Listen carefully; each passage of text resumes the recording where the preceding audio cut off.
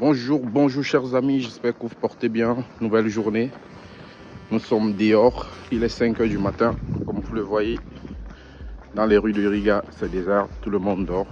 Mais nous, on s'en va chercher une nouvelle fois le gain, mentalité de champion.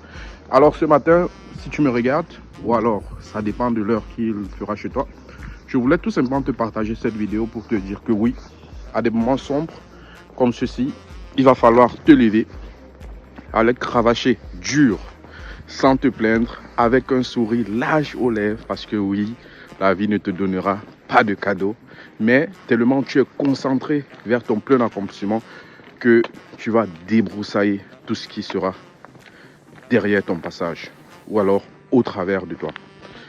Je voulais tout simplement te partager deux instants assez marquants de ma vie qui, comme plusieurs, ont eu à me transcender. Et face à certaines difficultés, quand je suis dos au mur, je tire toujours une leçon. Voyez-vous?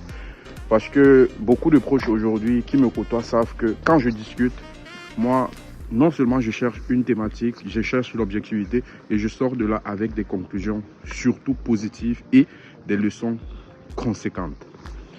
Alors, je me retrouve au Cameroun cette année-là, en 2015, après l'obtention de ma licence.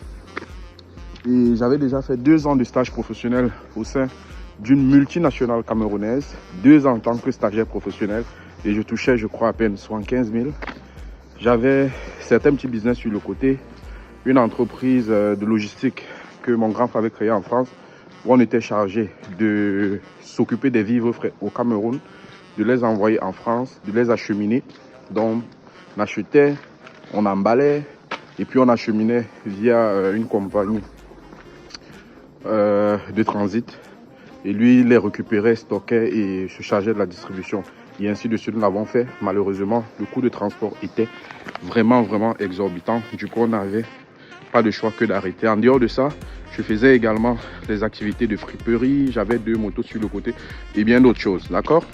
Mais c'est pas ça le plus important. Le plus important, c'est que en cette période-là, nous décidons de nous lancer vers la Russie parce que mes grands frères ont fait la Russie à l'époque et il fallait que j'aille continuer mes études. Donc, la Russie était l'option la plus moins chère et voilà.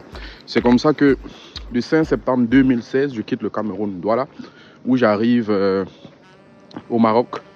Et voilà, j'ai pris un vol de près de 18 h pour arriver à Moscou. Moscou, j'ai attendu à l'aéroport près de 8 h.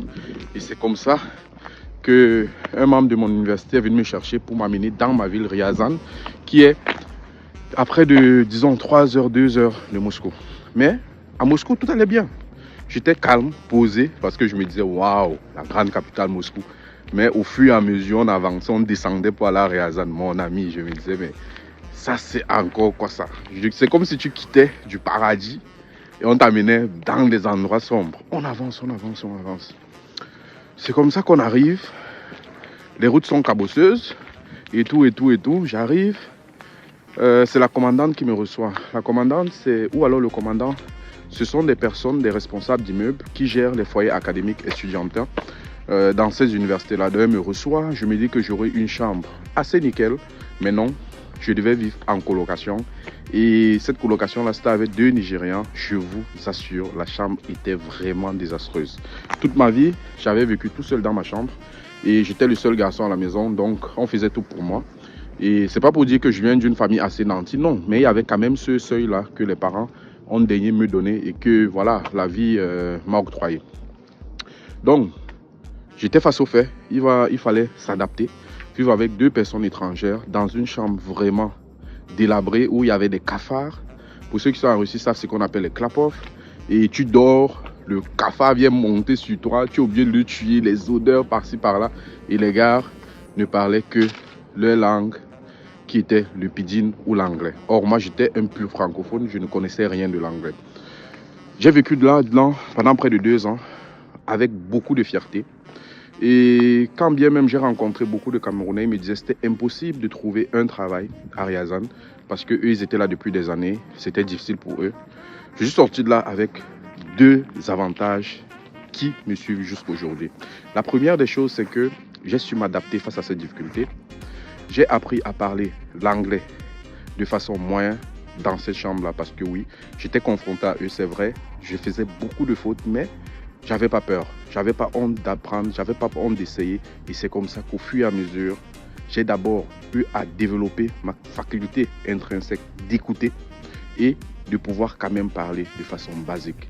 Et la troisième des choses, j'ai décroché un emploi à moins, à quoi, 10 jours, là.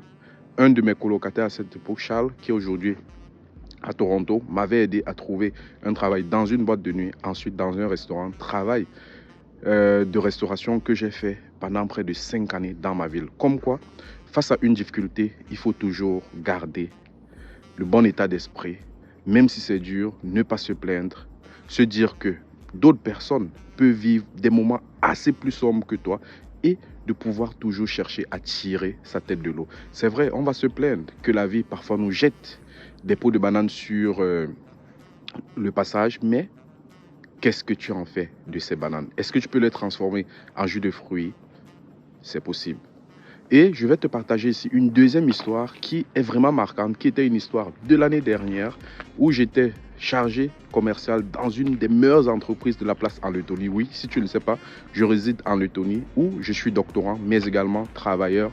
Et peu à peu, j'essaye de construire mon business pour, pourquoi pas, aider un maximum de personnes. Au sein de cette entreprise, ce qu'il faut noter, c'est que j'ai vraiment commencé au bas de l'échelle. Donc, j'ai commencé à la production où je classais le bois. Ensuite, je suis passé à l'atelier de découpage, j'ai travaillé sur la machine, et ainsi de suite. Puis je suis allé au service commercial. Et ça a été vraiment une année et demie formidable au sein de cette compagnie. Voilà qu'un vendredi, je suis allé au travail, costumé, j'ai mis ma cravate, je sentais très bon.